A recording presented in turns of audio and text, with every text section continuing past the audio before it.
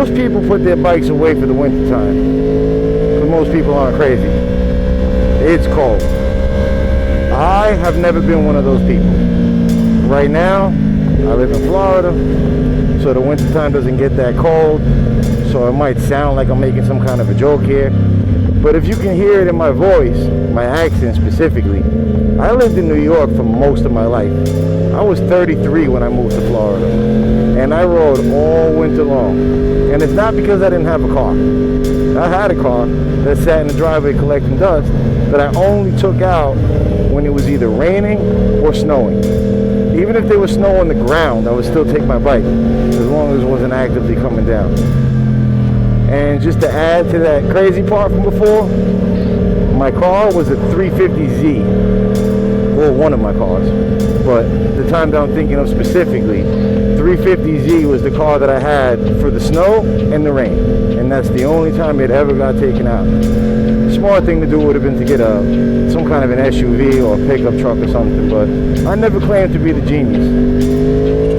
So, when it's cold, and I'm still kind of speaking from experience, because I hate the cold so much that I'm freezing right now. Any of you that watch my videos on a regular basis, you know I don't wear gloves. These are not motorcycle gloves. They're winter gloves. They're thin, so it's easy for me to work the controls, the clutch, the throttle, the brake. But there's a reflective, I don't even know what to call it, it's not a coating, but there's something reflective on the inside. It kind of looks like tin foil on the inside. And that keeps you warm. When it's real cold, they don't work that great. But they do good enough in this weather. When I lived in New York, they wouldn't have cut it. So, coldest day I've ever taken my bike out, it was 8 degrees Fahrenheit. And back then I used to ride fast. So in that 8 degrees, I was cruising about 140 miles an hour. The whole 20-mile commute to my job. And I just would much prefer to be on a bike than a car. I only drive when I have to, that I dealt with it. But there's a way to prepare. You gotta bundle up really well. The wind is the worst part. So as long as you can keep the wind out, you'll be good.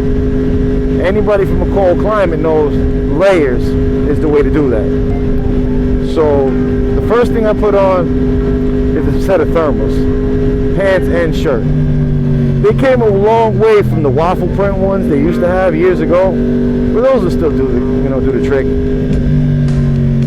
The ones that I use now though, they're more like they look like bicycle pants, the top and the bottom, and the inside is kind of fleece, so they're really warm. Then on top of that, I put a regular pair of pants and a regular shirt. On top of that, a sweater and a pair of snow pants. Yeah, snow pants, because they keep the wind out. Obviously there's no snow here. So then on top of the sweater, I have 2 jackets. I mean, it's really one, but it's in 2 pieces. There's an inner layer and an outer layer. Same as my gloves. The inner layer has that reflective surface. There you go, surface. That's the word I was looking for. And the outer layer is more wind and waterproof.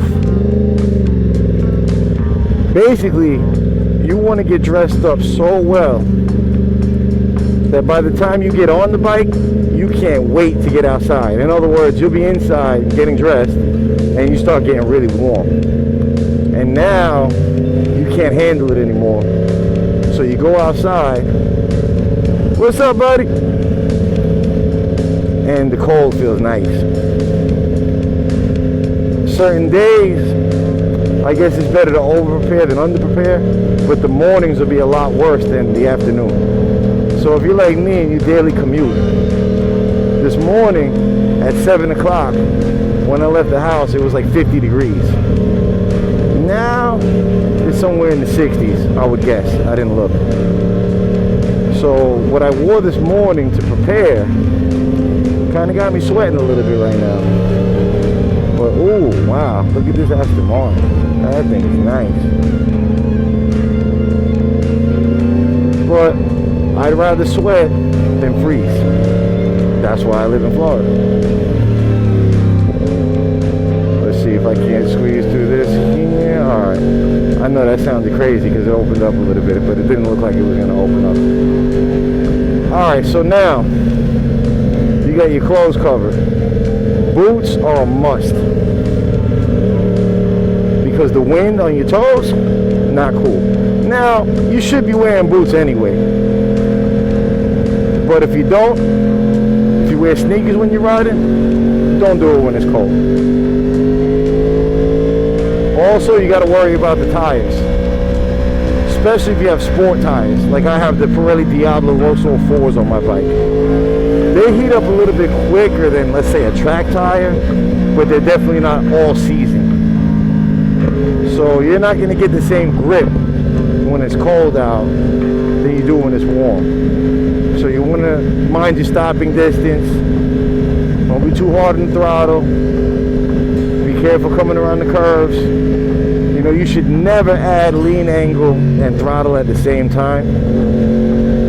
But definitely don't do it when it's cold. And pay extra careful attention to your mirrors when you stop. Same, something you should always do. But we're all people. Sometimes we forget. Don't forget when it's cold. And when you do stop, even if you're checking, you really should move over to one side or the other. Either between the lanes or on the shoulder as you're grabbing the brake. That's only if you're going to emergency stop. If you're just normally hitting your brake. What I tend to do is tap the lever a couple of times so the brake will flash, and the guy behind me, even when he's looking at his phone, can see that my brake lights are flashing, and then they have time to stop.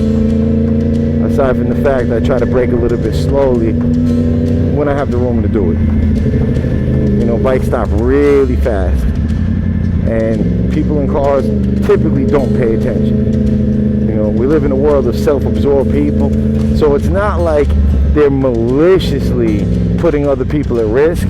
It's just the idea of other people existing is foreign to them. So they're in their own world, they're playing with their phone. On top of that, everybody wants to feel like they're the best at everything. And in the old ways, if you weren't the best at anything, people would let you know. And if you wanted to be the best, you would just have to keep trying harder. Now, no matter how much you suck, it's everybody else's responsibility to lie to you and pretend that you're really good at whatever you think you're really good at, even when you're not.